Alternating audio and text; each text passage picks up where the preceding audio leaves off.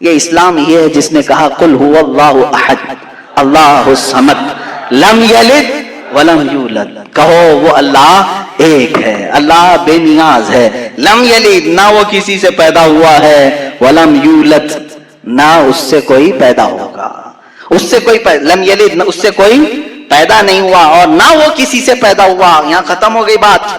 اب نہ میرے خدا کا کوئی باپ ہے، نہ بیٹا ہے، نہ بھائی ہے، نہ بہن ہے، کہیں یہ تصور آئے گا ہی نہیں۔ تم ہم سے یہ سوال نہیں کر سکتے کہ اللہ کے آبا و اجداد کہاں ہے، اولاد کہاں ہے۔ ہم نے خدا کو مانا ہی ایسے ہے کہ وہ جسم و جسمانیت سے بھی پاک ہے، رشتہ داری سے پاک ہے، کوئی نہ اس کا ہمتا ہے، ایک ہی سب کی سنتا ہے۔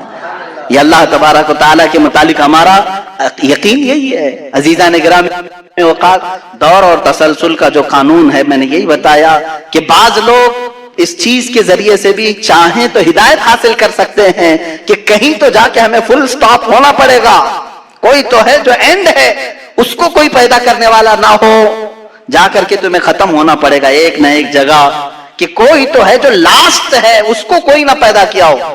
اگر اس کو بھی کوئی پیدا کیا ہے تو پھر یہ بھی بات ہے کہ اس کو بھی کوئی پیدا کیا ہوگا۔ تو ہمیں ایک ایسی ذات ماننی پڑے گی جس کو کوئی نہ پیدا کیا ہو، تبھی جا کر کے ہم یہ کہتے ہیں وہ جو ذات تم جا کر اینڈ ہوگے اسی کا نام اللہ رب العزت ہے، جس کو کسی نے پیدا نہیں کیا۔ یہ اسلام کا بہترین عقیدہ ہے۔ میرے عزیزو، توحید کسے کہتے ہیں؟ اب بات آتی ہے، وجود کی بات ہو گئی، اللہ ہے اتنا تو ماننا پڑے گا، اس کے لیے تو بہت ساری دلیل ہے، بچے بھی پکڑ کر کے بتا دیں گے۔ ایک خاتون، ہم نے بچپن میں پڑھا تھا، ایک بوڑھی عورت چرخہ سل رہی تھی، اس سے جا کر کسی نے پوچھا کہ اللہ ہے کہ نہیں ہے، تو اس نے کہا ہے۔ کیا دلیل ہے؟ کہا یہ میرا چرخہ جو سل رہا ہوں یہی دلیل ہے اللہ کی۔ کہا کہ کیسے؟ کہا یہ چرخہ، اس سے کپڑے سلتی ہوں، جب تک میں چلاتی نہیں یہ سلتا نہیں، مشین سلتی نہیں ہے کپڑے، اسی سے میں نے یہ یقین کر لیا کہ میرا چرخہ میرے چلائے بغیر نہیں چلتا، تو نظام کائنات پورا بغیر چلائے کیسے چلے گا؟ کوئی تو ہے۔ یہ ہو گئی بات وجود کی، کوئی تو ہے۔ اب آتی ہے توحید کی بات، کوئی تو ہے، اب ہمیں یہ بتانا ایک ہی ہے، کوئی تو ہے لیکن وہ جو ہے وہ ایک ہی ہے۔ یہاں پر بھی ہمیں اسلام نے جو فلسفہ دیا ہے، قانون دیا، وہ بہت ہی پیارا ہے۔ اس کی وجہ کیا ہے میرے عزیزو؟ چلو اب ہم توحید کی طرف آتے ہیں۔ توحید کہتے ہیں ایک ماننا، ایک ماننا۔ حقیقت میں دیکھا جائے تو دنیا کے اکثر مذاہب میں توحید کا شروع میں درس رہا۔ عیسائیت جو آئی ان میں بھی تھا، بعد میں یہ تثلیث کے قائل ہو گئے۔ یہودیوں میں بھی اللہ کو ہی مانتے، خدا کو ہی ماننا ہے۔ ہندوؤں میں بھی ایک کا ہونے کا تصور کتابوں میں ان کے موجود ہے۔ یہ اور بات ہے کہ انہوں نے ملا دیا، مسالے لگا دیے، الگ الگ ہو گئے۔ خالص جو اپنے دین پر باقی ہے الحمدللہ وہ اسلام ہے۔ آج بھی اللہ رب العزت ہے اور وہ ایک ہے، ایک ہے۔ اس پر کیا دلیل ہے؟ اس پر بھی دلیلیں دینی ہوں گی مسلمانوں۔ عقلی دلیلیں بھی ہیں، نقلی دلیلیں بھی ہیں۔ نقلی دلیلیں ہمارے لیے، نقلی کا مطلب ہوا کسی جگہ سے ثابت ہے، قرآن سے، حدیث سے یہ ثابت ہے تو یہ نقلی دلیل۔ عقلی جو عقل بھی جس کو تسلیم کرے، عقل جس کو ایکسپٹ کرے، وہ کیا ہے؟ اس بوڑھی عورت کا ہی میں بتا دوں جس نے چرخہ سلا اور چرخے کو چلانے میں اس نے کہا کہ اللہ ہے، کوئی تو ہے، کیونکہ میری مشین بغیر چلائے نہیں چلتی۔ تو اس سے صاحب نے جس نے سوال کیا پوچھا کہ اچھا ہے تو کیا وہ ایک ہے کہ دو ہے؟ کہا نہیں ایک ہی ہے۔ کہا وہ کیسے؟ کہا دو ہو تو دیکھو تم سامنے بیٹھو، ادھر سے چلاؤ، میں ادھر سے چلاتی ہوں، پھر کپڑے کی کیا درگت بنتی ہے؟ تم اپنی طرف کپڑا کھینچ رہے ہوگے، میں اپنی طرف کپڑا کھینچ رہی ہوں گی۔ اس سے میں نے یہ یقین کر لیا میرے کپڑے کو سلنے کے لیے میرے چرخے پر ایک ہی کا ہونا ضروری ہے۔ دو بیٹھیں گے تو کپڑا پھر پائجامے کی بجائے کرتا ہو سکتا ہے، کرتے کی بجائے ڈی ہو سکتی ہے، کچھ بھی ہو سکتا ہے، کچھ بھی سل جاتا ہے۔ تو دو لوگ ایک مشین کو سلنے جائیں تو نظام درہم برہم ہو سکتا ہے، تو ایک پورے کائنات کا نظام اگر دو لوگ چلانے لگیں تو ایک دن ایک کہے گا نہیں میں آج بارش برساؤں گا، دوسرا کہے گا نہیں میں آج دھوپ ڈالوں گا، تیسرا کہے گا کہ نہیں میں آج چھاؤں ٹھنڈی پیدا کروں گا، تو یہ تو انہی کے درمیان جھگڑا ہوتا رہے گا۔ اسی لیے قرآن نے بھی کہا لو کان فیہما آلہۃ الا اللہ لفسدتا، اگر ان کائنات میں زمین و آسمانوں میں خدا کے علاوہ دو ہوتے تو ضرور اس میں فساد ہوتا، ضرور اس میں نظام درہم برہم ہوتا۔ میرے عزیزو یہاں دیکھ رہے ہیں ہم بہت سارے نظاموں کو، کمیٹی کا مسئلہ ہے, مسجد کا مسئلہ ہے, بہت سارے چیزیں دیکھیں, صدر صاحب کچھ اور کرنا چاہتے ہیں, نائب صدر صاحب کچھ اور کرنا چاہتے ہیں, سیکریٹری کچھ اور کرنا چاہتے ہیں, حکومت میں جائیں پتہ ہی نہیں ہے, لیکن نظام ایک ملک کا چلا رہے ہیں, ایک ملک کا چلا رہے ہیں. فساد اسی لیے ہو رہا ہے, فساد اسی لیے ہوتا ہے, اور ان کو پتہ بھی نہیں رہتا. وہ بھاشن میں کچھ اور بول کے آئے, یہ پارلیمنٹ میں کچھ اور بول کے آیا. یہ سب ہماری مثالیں جو میں آپ کو پیش کر رہا ہوں, دیکھ کر کے سمجھنے کے لیے. ایک سے زیادہ جب ہوتے ہیں تو عقلوں کا ملنا ضروری نہیں, ہر ایک کی عقل الگ الگ چل سکتی ہے. اب آئیے, کوئی کہہ سکتا ہے نہیں بھائی اتحاد سے بھی تو کام ہو سکتا ہے, یونٹی سے بھی تو کام ہوتا ہے, کچھ جگہ ہوتا ہے نا. کوئی اگر کہے کہ خدا ایک نہیں دو ہیں اور دونوں مل کے کام کرتے ہیں, دونوں مل کے کام کرتے ہیں, تو اب میں آپ کو کہتا ہوں, ایک نمبر والا خدا وہ کہتا ہے آج بارش برساؤں گا. 2 نمبر والا اگر اتحاد کرتا ہے اور کہتا ہے کہ نہیں ہاں تو جو کرے گا وہی میں کرتا ہوں, تو یہاں پر قانون یہ تفسیر میں فرمائے گا. دوسرا والا تو عاجز ہو گیا, وہ مختار نہیں ہے پھر فیصلہ لینے میں, اور عاجز جو ہوتا ہے وہ خدا نہیں ہوتا. خدا وہی ہوتا ہے جو مالک و مختار ہے, جو خود فیصلے لے گا اور اس میں کسی کو شریک نہیں کرے گا. تو اگر دوسرا والا مان گیا اس کی تو وہ خدا عاجز ہو گیا, اس کی اپنی نہیں چلی. دوسرے دن دوسرا چلایا اور پہلے والا راضی ہو گیا تو پہلا عاجز ہو گیا. تو خدا عاجز نہیں ہو سکتا, یہ ہمارا عقیدہ ہے. خدا وہی ہے جو قادر مطلق ہے, قادر مطلق, ہر چیز پر وہ خود فیصلے لیتا ہے, خود ہی اختیار رکھتا ہے. الحمدللہ اسلام کو اتنا پاک و صاف رکھا گیا ہے. خدا کا جو عقیدہ ہے ہمارے ہاں, عقیدہ توحید ہے, وہ انسان کے ذہن کو بھی پاک و صاف کرتا ہے, انسان کا ذہن بھی پاک و صاف رہتا ہے. اگر عقیدہ توحید تمہارا ہٹ گیا, میرے عزیزو توجہ چاہتا ہوں, توحید عقیدہ سمجھ گئے, اللہ کو ایک ماننے کا عقیدہ اگر ہٹ گیا تو پھر انسان اتنا ذلیل ہوتا ہے کہ پھر وہ ہر چیز کو خدا ماننے لگ جاتا ہے, چاہے وہ چوہا ہو کہ بلی ہو کہ سانپ ہو کہ مچھر ہو, کسی کے بھی سامنے جھکنے لگ جاتا ہے. توحید کا عقیدہ اگر ذہن سے ہٹ گیا, اللہ کو ایک اور بڑا ماننے کا عقیدہ ہٹ گیا, تو ہم نے ان لوگوں کو بھی دیکھا ہے جو عورتوں کی شرمگاہوں کو بھی عبادت کرتے ہیں, بہت ساری غلاظتوں کو بھی پوجتے ہیں. میرے عزیزو, یہ کب آتی یہ چیز؟ جب عقیدہ توحید انسان سے ہٹ جاتا ہے تو بہت ہی نیچے گر جاتا ہے. اللہ تعالیٰ نے ذہنوں کو پاک رکھنے کے لیے یہ ہمیں کتنا بہترین عقیدہ دیا ہے, اور وہ ایک ہے, اور الحمدللہ مسلمان اسے آج بھی ایک ہی مانتے ہیں. کئی چیزیں ہیں, میں یہ علم الہیات پر آج بات کرنا چاہتا تھا.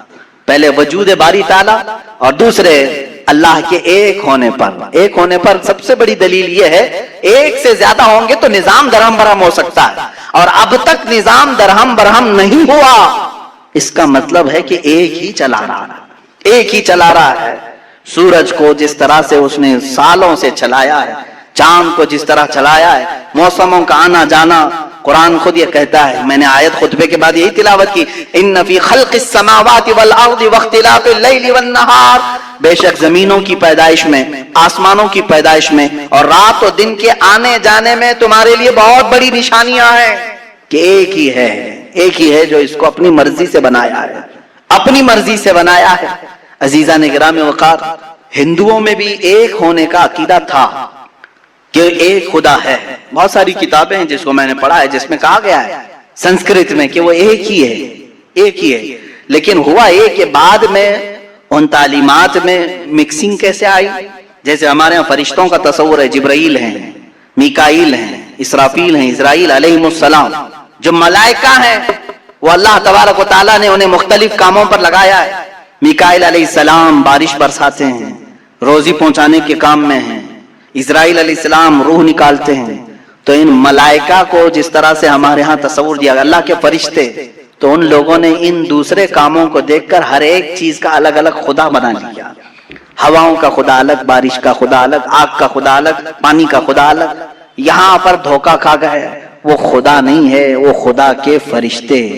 اللہ تبارک و تعالیٰ نے جن کو ان کائنات کے کاموں پر لگایا. ہمارا عقیدہ میں بتا رہا ہوں. عزیزان گرامی, یہاں پر میں یہ باتیں اس لیے عرض کر رہا ہوں کہ سب سے پہلے وجود باری تعالیٰ اللہ ہے, دوسری چیز وہ ایک ہے. اب تیسری چیز آتی ہے جس کے متعلق آج کے بہت سارے دہریے سائنس کے اسٹوڈنٹ وہ کہتے ہیں اگر ہے مان لیا, ایک ہے مان لیا, دکھتا کیوں نہیں ہے؟ یہ بھی سوال ہے. ہمارا عقیدہ ہے نراکار ہے اور وہ آکار مانتے ہیں. بعض لوگ ان کے ہاں بھی ہے جو خدا کو نراکار مانتے ہیں کہ وہ نہیں دکھ سکتا. میرے عزیزو، یہ جن لوگوں نے ہم سے سوال کیا کہ پھر وہ دکھتا کیوں نہیں، وہ دکھتا کیوں نہیں، اس کے لیے میں جواب یہ بتاؤں گا کہ اگر انسان جس طرح سے آج پیدا کیا گیا، جتنی اس کے اندر کمزوریاں ہیں، انسان کی آنکھوں میں پورا کا پورا سورج نہیں سما پا رہا ہے. کڑی دھوپ میں سورج کو کیوں نہیں دیکھتے؟ وہ تو دکھ رہا ہے نا. تو دیکھو 1 گھنٹہ دیدار کرو، درشن کرو سورج کی. کیوں نہیں کرتے؟ نہیں کرتے. آپ کے اندر تاب و طاقت نہیں ہے. سورج کروڑوں میل دور ہے، اس کو آپ پورے طور پر اپنی آنکھوں میں نہیں لے پا رہے ہیں. تو یہاں سے تم سب کو پتا چلا کہ میری آنکھیں کمزور ہیں، دنیا کی بڑی چیزوں کو میں سما نہیں سکتا.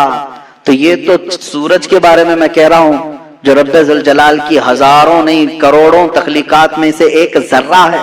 اس ایک ذرے کو ہماری آنکھیں نہیں سما پاتی تو پورے کائنات کے خدا کو، رب ذوالجلال کی تجلیات کو کیسے سما پائیں؟ آنکھوں میں کیسے اسے سما سکتے؟ اسی لیے اللہ نے قرآن میں فرمایا لا یدرکہ الابصار، اس کو کوئی آنکھ گھیر نہیں سکتی. وہ کیوں؟ سوال بھی تو ہے کہ اگر گھیر لے آنکھیں ہو کیا جاتا اگر اللہ کو دیکھ لیتے. تو اس کے متعلق فلسفی طور پر بھی اور اسلامی طور پر بھی میں بتاؤں. میرے عزیزو، عقیدہ ہمارا یہ ہے کہ اللہ، اس کا کوئی سائز نہیں، اس کا کوئی سائز نہیں. اتنا چوڑا، اتنا اونچا، اتنا لمبا، اتنا چھوٹا، یہ چیز ہے نہیں، ہم اس کو مان نہیں سکتے. تو جب آنکھوں میں تمہارے کوئی چیز آئے گی تو وہ سائز والی ہی آئے گی، کچھ تو سائز ہوگا اس کا، چاہے وہ 100 کلومیٹر والا ہو. اگر آنکھوں میں آ گئی تو سائز بن گیا، اور جس چیز کا سائز بن گیا وہ خدا ہو نہیں سکتا. ہمارے ہاں یہ عقیدہ ہے کہ اللہ تبارک و تعالی جسم و جسمانیت سے پاک ہے، مکان و مکانیت سے پاک ہے. اس کی یہ تمام چیزیں ایسی نہیں جس طرح انسان کی آنکھ، ہاتھ، پیر، منہ، پیٹ، یہ تمام چیزوں سے پاک ہے. وہ جیسا ہے وہ اللہ بہتر جانے. لیکن انسان کی دنیا میں آنکھیں اس چیز کو سما نہیں سکتی، اور جو چیز اس کی آنکھوں میں سما گئی وہ خدا ہو نہیں سکتی. اس کے لیے ایک فارمولا میری طرف سے لے کر کے جاؤ.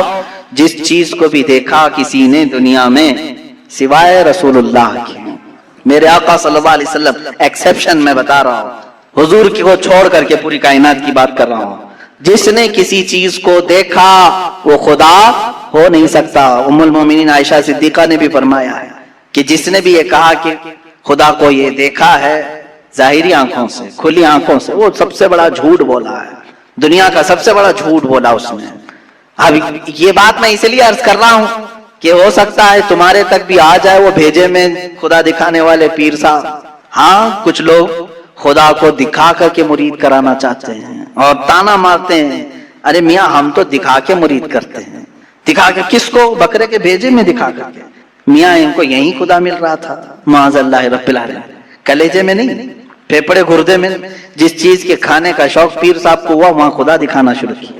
نعوذ باللہ من ذالک، استغفر اللہ. یہ نہایت ہی جہالت ہے اور زندیق لوگ ہیں. میں آپ سب سے یہ کہنا چاہوں گا جو اس طرح کی بات کرے اس سے یہ کہو کہ پیر صاحب بڑے ہیں کہ موسیٰ علیہ السلام بڑے ہیں. کون ہے؟ موسیٰ علیہ السلام بار بار کہتے رہے مولا تو اپنا دیدار کرا دے، اور قرآن کہتا ہے لن ترانی، تم مجھے ہرگز نہیں دیکھ سکتے. اور پھر موسیٰ علیہ السلام نے اصرار کیا تو اللہ نے انہیں کوہ طور پر بلایا. اور یہ سب سنتے ہیں نا، معراج کے واقعے میں بھی سنایا جاتا ہے. موسیٰ علیہ السلام کو سوئی کے ناکے کے برابر ایک تجلی دکھائی گئی، پہاڑ پورا جل گیا، آپ بے ہوش ہو کر گر پڑے. پیر صاحب ابھی بھی بے ہوش نہیں ہو رہے. موسیٰ علیہ السلام جلیل القدر پیغمبر ہیں، نبی ہیں، وہ تجلی ہلکی سوئی کے ناکے کے برابر کی نہیں دیکھ سکے. تو ان سے سوال کرو آپ بڑے کہ موسیٰ علیہ السلام بڑے؟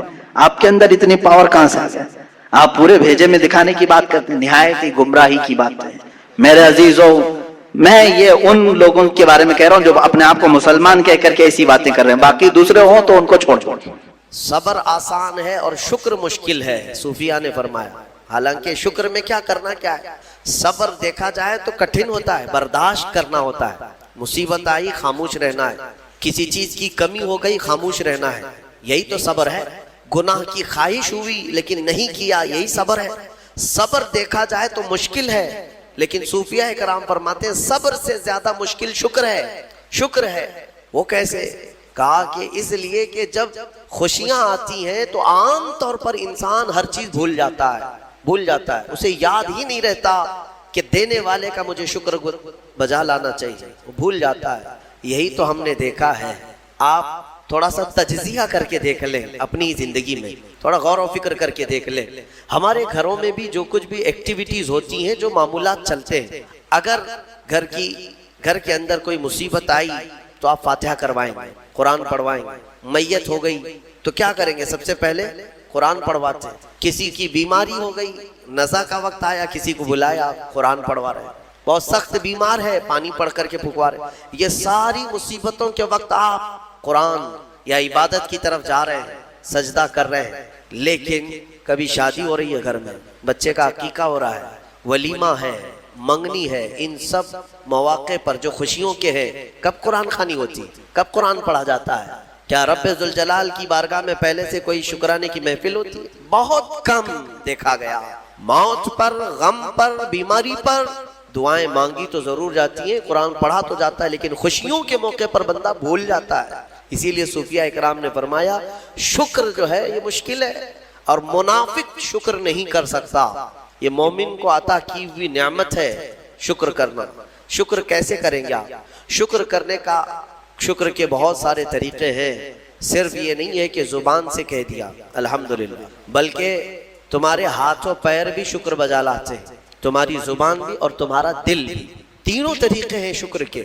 کسی کی زبان چلتی ہی نہیں تو کیا وہ شکر گزار نہیں ہے؟ لیکن اگر اللہ رب العزت کے حوالے اپنے آپ کو کر دیا، دل سے وہ کہتا ہے کہ مولا میرا کچھ نہیں، سب تیرا ہے، وہ دل سے کہہ رہا ہے، اس کے دل کا شکر ہے۔ وہ ہاتھ اور پیر اگر عبادت کے لیے اٹھاتا ہے تو یہ ہاتھوں اور پیروں کی طرف سے اللہ کا شکر ہے، اور پھر زبان سے اگر کہتا ہے تو یہ زبان کا شکر ہے، الحمدللہ۔ اور میرے عزیزوں، اللہ تبارک و تعالیٰ کو شکر ہی پسند ہے، اور شکر کا جو سب سے بہترین لفظ ہے وہ کیا ہے؟ شکر کرنے کا اللہ کا سب سے بہترین لفظ کیا ہے؟ الحمدللہ۔ یہی ہے نا؟ آپ کو عادت ڈالی گئی ہے کہ کسی نے بھی اگر آپ سے پوچھا کہ طبیعت کیسی ہے تو آپ کیا کہتے ہیں؟ الحمدللہ۔ چاہے سر درد ہو ہی رہا ہو لیکن آپ کہتے ہیں الحمدللہ۔ یہ شکر کرنے کا سب سے بہترین لفظ کیا ہے؟ الحمدللہ۔ اب میں آپ کو بتاتا ہوں یہ سب سے بہترین لفظ ہے، اسی لیے دیکھو کہ اللہ نے اپنی کتاب، آخری کتاب قرآن بھی اپنے حبیب پر اتارا تو اس کا سب سے پہلا ورڈ کیا رکھا؟ الحمدللہ۔ الحمدللہ سے پورا قرآن شروع ہوا۔ پھر تم اگر مولا کی بارگاہ میں عبادت کے لیے کھڑے ہوئے، نماز کے لیے رکعت باندھے، امام اگر کہیں سے جہر میں شروع کیا تو کہاں سے؟ نماز میں بھی اگر امام قرات شروع کرتا ہے تو کہاں سے شروع کرتا ہے؟ الحمدللہ سے ہی شروع کرے گا۔ میرے عزیزوں، اتنا ہی نہیں بلکہ روایتیں ملتی ہیں کہ آدم علیہ السلام کو جب پیدا کیا گیا اور ان کے جسم میں روح ڈالی گئی، آپ کو چھینک آئی، سب سے پہلے آپ کی زبان سے نکلا الحمدللہ۔ اس سے اندازہ کرو کہ میرا مولا شکر پسند کرتا ہے، شکر پسند کرتا ہے۔ اسی لیے 30 سے زیادہ مرتبہ تم سے پوچھ رہا ہے مولا کون کون سی نعمتوں کو جھٹلاؤ گے؟ تم اللہ رب العزت کے آگے سیرنڈر ہو جاؤ، سپرد ہو جاؤ کہ مولا نہیں، میں تیری کسی نعمت کا انکار نہیں کرتا۔ تمہیں اندازہ بھی نہیں ہے تمہارے پاس نعمتیں کیا کیا مولا نے دیا ہے، تمہیں اندازہ بھی نہیں۔ وَإِن تَعُدُّوا نِعْمَةَ اللَّهِ لَا تُحْصُوهَا، اللہ فرماتا ہے اگر تم گننا چاہو گے اللہ کی نعمتیں ہرگز گن نہیں سکو گے۔ کیسے گنیں گے؟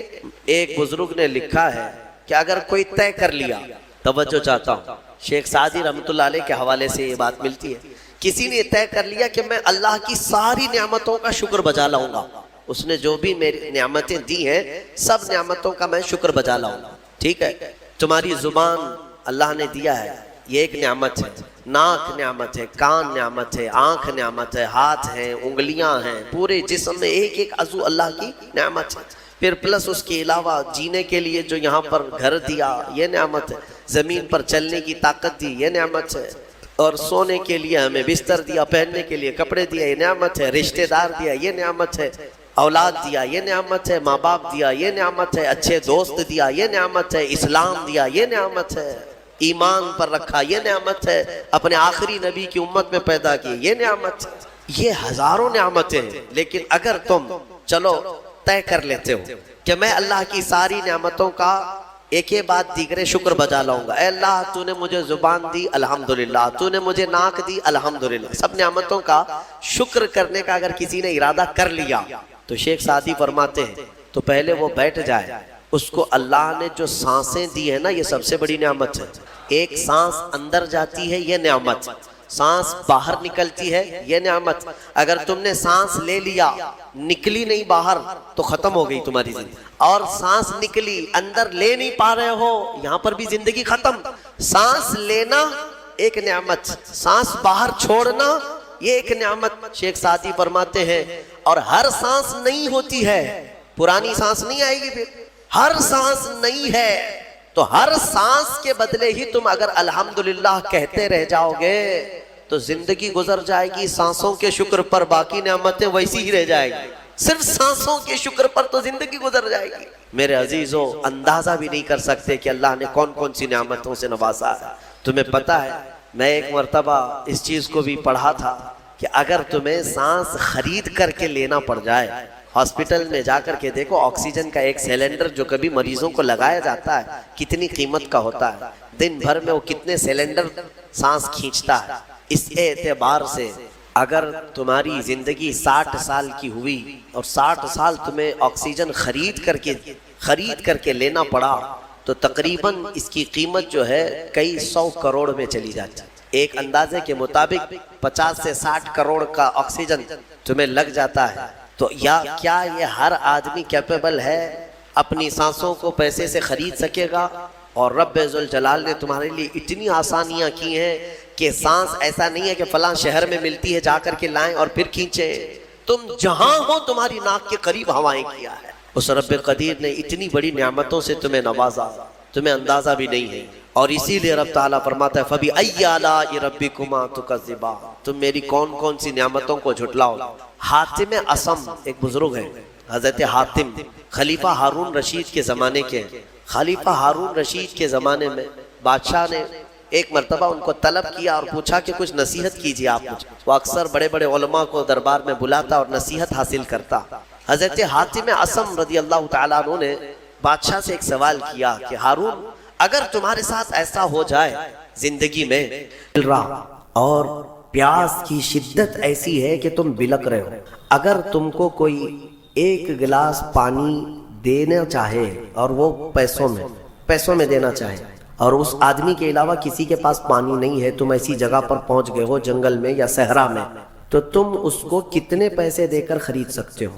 ایک گلاس پانی وہ بہت بڑی قیمت لگا رہا ہے، تم کو اگر بہت شدت کی ضرورت ہے تو تم کتنا مال دے کر کے خریدو گے؟ خلیفہ ہارون رشید نے کہا میں اپنی آدھی سلطنت بھی دینے کو تیار ہو جاؤں گا ایک گلاس پانی، کیونکہ ضرورت ہے انسان کی، جان بچانا ہے.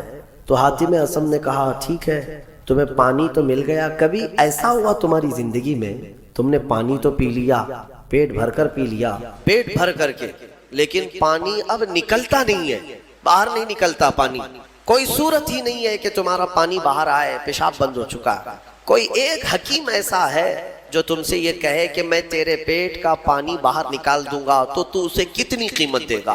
ہارون رشید نے کہا اس کو بھی میں اپنی آدھی سلطنت دے دوں گا، میرا پانی نکال دے. تو حضرت حاتم اصم نے فرمایا ہارون تیری پوری سلطنت کی قیمت ایک گلاس پانی کے برابر ہے. اگر نہ ملے تو آدھی سلطنت اور مل جائے نکالنے کے لیے آدھی سلطنت، تو سوچ وہ رب ذوالجلال بغیر کسی قیمت کے روز تجھے پلاتا بھی ہے اور روز تیرے سے نکالتا بھی ہے. کتنی بڑی نعمت ہے تیرے لیے. میرے عزیزوں میں آپ کو ایک چیز بتاتا ہوں، میرے آقا صلی اللہ تعالیٰ علیہ وسلم نے اپنی امت کو سب سے زیادہ اگر دعائیں سکھائی ہیں تو وہ شکر کی دعائیں تلاش کر لینا. یہ میرے مطالعے کے اعتبار سے میں آپ کو بتا رہا ہوں. آپ روزمرہ کی زندگی جو چیز بھی کرتے ہیں اس میں اللہ کا شکر ہے. میرے آقا نے سکھایا، آپ کھانا کھانے کے لیے بیٹھ رہے ہیں بسم اللہ پڑھ کر کے شروع کیے، کھانا ختم ہونے کے بعد میرے آقا نے سکھایا ہے الحمدللہ الذی اطعمنا وسقانا وکفانا وجعلنا من المسلمین. کیا ہے؟ تمام تعریفیں اس اللہ کے لیے، شکر ہے اس مولا کا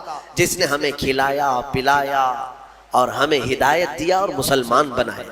کھانے کے بعد بھی میرے آقا نے یہی سکھایا، کھانے کے بعد تمہیں کرنا کیا ہے؟ یہی ہے. اچھا اور نیند لگ رہی ہے، سونے کے وقت کہا بسم اللہ پڑھ کر کے سو جاؤ. لیکن سو کر کے اٹھتے ہو اگر نیند کھلتی ہے تو میرے آقا فرماتے ہیں یہ پڑھو الحمدللہ الذی احیانا بعد ما اماتنا. الحمد سے ہی شروع ہے.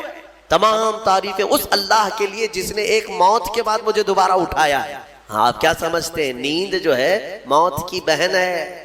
اگر کوئی سویا مولا چاہے تو اس کی آخری نیند ہو سکتی ہے. بہت سارے ایسے ہیں جو سوئے اور پھر اٹھ ہی نہیں سکے. نیند کی حالت ایسی ہوتی ہے کہ وہ آدھی موت کے برابر ہے, اس کو خبر نہیں ہوتی, اسی میں وہ چلا بھی جا سکتا ہے. اور پھر جب تمہیں بیدار کرتا ہے مولا تو یہ نعمت ہے, بہت بڑی نعمت ہے کہ تمہیں موت کے منہ میں لے جا کر واپس لے آیا. جب بھی تم اٹھتے ہو میرے آقا نے فرمایا شکر بجا لاؤ. شکر ہے اس اللہ کا, تمام تعریفیں اس اللہ کی. بعد ما اماتنا احیانا بعد ما اماتنا, ہمیں موت دینے کے بعد دوبارہ اٹھایا ہے, اس اللہ کا شکر ہے. سو کے اٹھو تو الحمدللہ. اتنا ہی نہیں میرے عزیز, میرے آقا صلی اللہ تعالیٰ علیہ وسلم فرماتے ہیں کپڑا اگر پہن لیا تو بھی پڑھو الحمدللہ الذی کسانی ھذا. تمام تعریفیں اس اللہ کے لیے جس نے مجھے یہ جوڑا پہنایا. ہاں ورنہ اگر مولا تعالیٰ نہ چاہے تو کسی جسم پر کپڑا بھی نہیں آئے. وہ روز تمہیں پہناتا ہے, تمہارے سطر کو چھپاتا ہے. اتنا ہی نہیں, میں آپ کو بتاؤں استنجا کے لیے بھی جاتے ہو, پیشاب کے لیے فرمایا گیا کہ بسم اللہ پڑھ کر کے تو جانا ہے اور اللہ کی پناہ مانگ کر کے جاؤ. بسم اللہ اللہم انی اعوذ بک من الخبث والخبائث. لیکن جب تم استنجا کر کے باہر آتے ہو تو حضور نے فرمایا پھر یہ کہو الحمدللہ الذی اذھب عنی الاذى وعافانی. وہاں بھی شکر ہے. کس بات کا شکر ہے؟ تمام تعریفیں اس اللہ کی, اس کا شکر ہے جس نے اذیت دینے والی, تکلیف دینے والی چیز کو میرے جسم سے دور کیا. تمہیں اندازہ ہے زہر ہے یہ جو اندر استنجا جمع ہو جائے.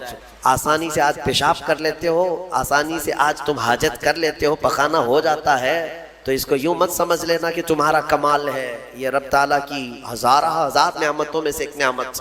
اگر پیشاب تمہارا رک گیا, کڈنی کام کرنا چھوڑ دیتی ہے, آج جاؤ ہاسپٹلوں میں دیکھو ڈائلیسس کی مشینوں پر کتنے مریض سوئے ہوئے. تمہیں پتہ ہے پیشاب اگر نہیں نکلتا تو آج کے زمانے میں نیا ایک علاج ہے. ڈاکٹرز کیا کرتے ہیں کہ پانی جو ہے یہ پیشاب پورا خون میں مل جاتا ہے اور زہر بنتا ہے جسم میں.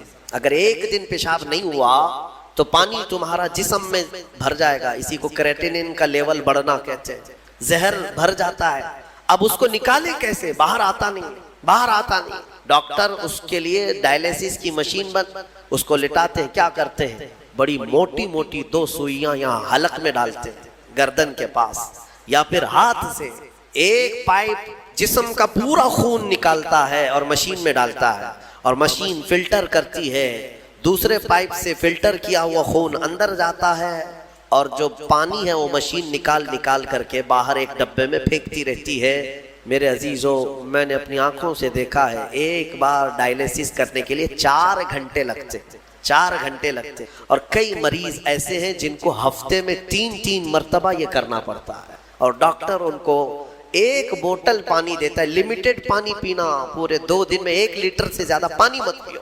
اللہ چاہ کر کے وہ پانی نہیں پی پاتے, چمچ سے پانی پیتے ہیں, ڈھکن سے پانی پیتے ہیں کہ زیادہ ہو گیا تو جسم میں نکلنے کی جگہ نہیں ہے. خیر یہ تو ڈاکٹرز نے پیشاب نکالنے کے طریقے تو اپنا لیے میرے عزیزو, لیکن اگر پخانہ نہیں نکلا تو اب تک اس کے علاج بھی نہیں ملتے. کھا لیا آپ نے, اگر یہ غلاظت نہیں نکل پائی تمہارے اندر تو پورے جسم میں یہ زہر بن کر کے پھیل جائے گا, موت کا سبب بن جاتا ہے. جب ہم بیت الخلاء میں جاتے ہیں اور پیشاب پاخانہ کر کے نکلتے ہیں تو تمہیں کیا لگتا ہے میرے عزیزو؟ یہ اللہ کی ہزارہ نعمتوں میں سے ایک نعمت ہے کہ اذیت دینے والی چیز کو اس نے ہمارے جسم سے ہٹایا ہے. اسی لیے مولا فرماتا ہے فَبِأَيِّ آلَاءِ رَبِّكُمَا تُكَذِّبَانِ, تم میری کون سی نعمتوں کو جھٹلاؤ گے. اچھا یہ تو نکلنے والی بات میں نے کیا نا, نکلنے والی بات, لیکن تمہیں پتا ہے تمہیں اگر کھانے کے لیے بھوک نہ لگے تو کچھ نہیں کر سکو گے. کھانے کی خواہش ہونا یہ اللہ کی نعمت ہے, بھوک لگنا یہ اللہ کی نعمت ہے. اچھا یہ بھی میں آپ کو بتا دوں, بھوک لگتی نہیں ہے کسی کو تو یہ مصیبت ہے, کھا ہی نہیں سکتا, بغیر بھوک کے وہ اندر لے بھی نہیں سکتا لقمہ. یہ رب تبارک و تعالیٰ کی طرف سے نظام رکھا گیا ہے, وہ بھوک لگتی ہے وہ کھاتا ہے. اور ایک بات میں بتا دوں, ایک بڑی بیماری ہے دنیا کی, بھوک تو بہت لگتی ہے, آدمی کھائے جاتا ہے لیکن پیٹ بھرتا نہیں, سیرابی نہیں ہوتی, شکم سیر نہیں ہوتا. یہ بیماری ہے ہیضے کی بیماری. اس بیماری میں حجاج بن یوسف مر گیا. ہاں, بڑا گورنر تھا. جانتے ہیں بھوک اتنی لگتی تھی اس کو کہ ایک مرتبہ ایک گائے پوری ذبح کر کے بھون کر کے اس کو کھلائی گئی, پیٹ نہیں بھرا. خواہش ابھی بھی باقی ہے, بھوک ابھی بھی ہے, اور کچھ کھلا دو, اور کچھ کھلا دو. اس کو پھر انڈے کھلائے گئے, مرغیاں کھلائی گئی, اتنا کھلایا گیا کہ پیٹ پھٹ گیا اور زہریلا ہو گیا. آپ کو کیا میں بتاؤں, پیٹ 4 لقمے کھانے کے بعد, کسی کو 10 لقمے کھانے کے بعد ایسا لگتا ہے نا پیٹ بھر گیا, الحمدللہ پیٹ بھر گیا. یہ جو شکم سیر آپ کو لگتا ہے یہ اللہ کی نعمت ہے. کچھ لوگوں کو یہ بیماری ہے کہ تم ان کو 4 کلو بھی اندر کچھ ڈال دو تو یہاں کی جو چاہت ہے وہ نہیں جائے گی. ہاں, خواہش نہیں ختم ہوگی. اسی طرح پیاس لگنا اللہ کی نعمت ہے, اور پیاس کا بجھ جانا یہ بھی نعمت ہے. سکرات کے وقت میں فرمایا گیا کرے ایک ندی پانی بھی اس کو پلایا جائے تو یہ حلق نہیں سوکھے گا, پیاس باقی رہے گی. اور پانی اور پانی اور پانی. تم اندازہ کر سکتے ہو, ایک گلاس پانی پینے کے بعد اگر ٹھنڈک لگی, ہاں پیٹ بھر گیا, پیاس بجھ گئی, نعمت ہے اللہ کی یہ.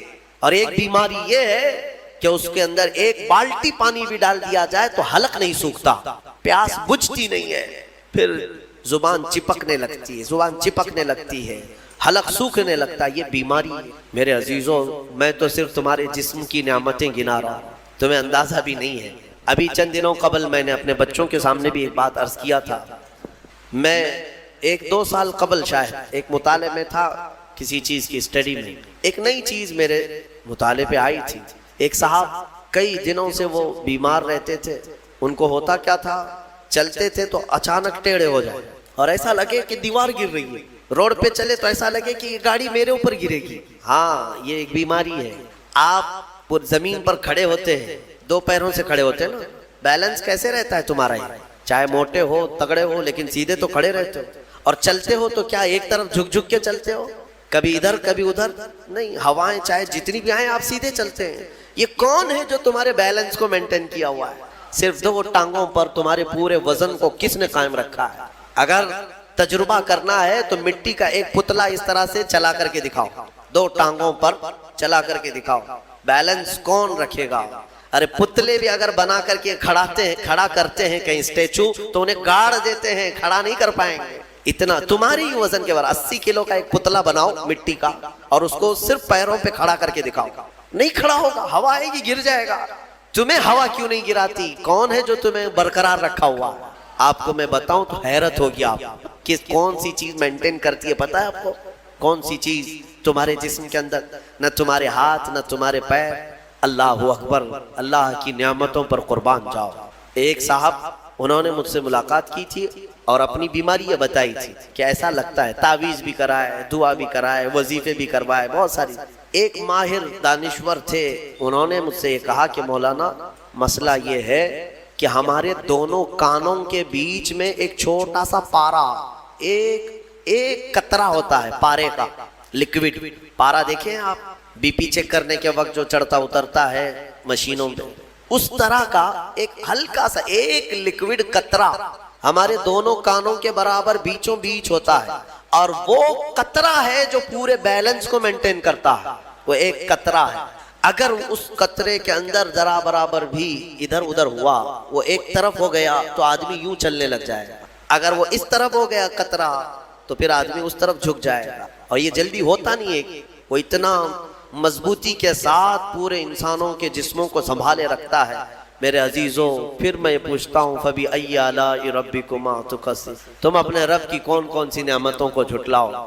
اور ایک بات, عجیب چیزیں میں نے دیکھی, کبھی ہم غور نہیں کرتے نا اپنے جسم میں, اور اسی لیے میرا رحمان فرماتا ہے وَفِي أَنفُسِكُمْ أَفَلَا تُبْصِرُونَ, تمہاری ذات میں میری نشانیاں ہیں, تم دیکھتے نہیں. اللہ پوچھ رہا ہے تمہاری اپنی ذات میں میری نشانیاں ہیں. محبوب الہی نظام الدین اولیاء رحمۃ اللہ تعالیٰ علیہ نے فرمایا اللہ تبارک و تعالیٰ تک اگر پہنچنا چاہے بندہ تو صرف اس کی نسیں جو ہے نا, اس کی رگیں, یہی کافی ہیں اس کے لیے. ہاں میرے عزیزوں, آج بھی ڈاکٹرز یہ کہتے ہیں کہ تمہارے جسم کے اندر کی نسیں اگر کھول کر کے پھیلا دی جائیں تو 10,000 کلومیٹر تک پھیل جائیں, یعنی تقریباً ایک دنیا گھومنے کے برابر. اتنی نسیں تمہارے جسم کے اندر ہیں کہ اگر ان کو کھول کر کے پھیلا دیا جائے تو اتنی لمبی ہو. کون ہے جو یہ سارا مینٹین کیا ہوا ہے؟ اور ہر نس میں وہ خون کو دوڑاتا ہے اور پھر واپس پہنچاتا ہے دل تک. ایک چیز میں جو کہہ رہا تھا وہ یہ ہے، عجیب سی چیز ہے. ایک صاحب نے فرمایا کہ ایک بیماری ہے کہ یہ ایک صاحب ہیں کہ ان کی آنکھوں کی پلک بند ہی نہیں ہوتی. اس پر تحقیق کی گئی. میرے عزیزو کتنی چھوٹی چیز لگتی ہے. آپ پلکیں جھپکاتے ہیں نا، آپ کے اختیار میں نہیں، اور بہت ہلکی سی ہے، یوں کیا بند ہوئی، یوں کیا کھول دیا، آنکھیں بند ہو رہی کھل رہی ہے. آپ کو پتا ہے اس کے اندر کیا چیز ہے؟ کہا کہ ایک بہت ہلکا سپرنگ ہے ان پلکوں کے بھی اوپر. باقی سب جگہ اس طرح اپنے آپ نہیں ہوتے ہیں کہ خود سے جو ہے بند ہو رہی ہو کھل رہی ہو. کان کیا اس طرح کرتا ہے ہمارا؟ اٹھ گیا اپنے آپ، بیٹھ گیا اپنے آپ. یہ ہلکی سی پلکوں کی جو چمڑی ہے نیچے آتی اوپر جاتی ہے، نیچے آتی اوپر جاتی ہے. کیا چیز ہے؟ تو ایک صاحب نے ہمیں بتایا کہ بہت ہلکا سپرنگ ہوتا ہے. اگر وہ سپرنگ ختم ہوا کسی کا تو بلڈوزر سے بھی کھینچ کر کے بند نہیں کر سکو. ان پلکوں کی چھوٹی سی چمڑی کھینچ کر کے بھی بند نہیں کر سکو گے، وہ بند نہیں ہوگی پھر. اسی لیے مردوں کو دیکھو، اگر کسی کی آنکھیں بند نہیں کیا آپ نے موت کے بعد، وہ کھلی رہ گئی، تو پھر آپ گھنٹوں کھینچ کے اس کی آنکھ بند کرو، بند نہیں ہوگی. کیونکہ موت کے بعد یہ سارا حصہ ختم ہو گیا. اور مرے ہوئے آدمی کو آنکھیں بند ہے اس کی، آپ نے بند کیا، پھر اس کے 1-2 گھنٹے کے بعد اس کی پلکیں اٹھا کر کے دکھا